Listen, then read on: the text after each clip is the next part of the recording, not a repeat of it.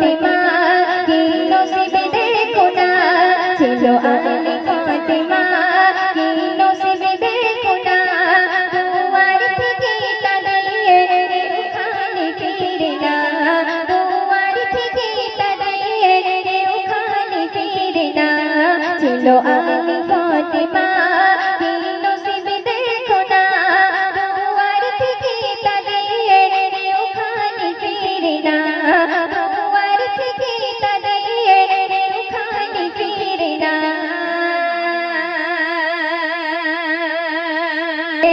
ইসলামের দাওয়ালি যেত বাহিরে ফাতেমা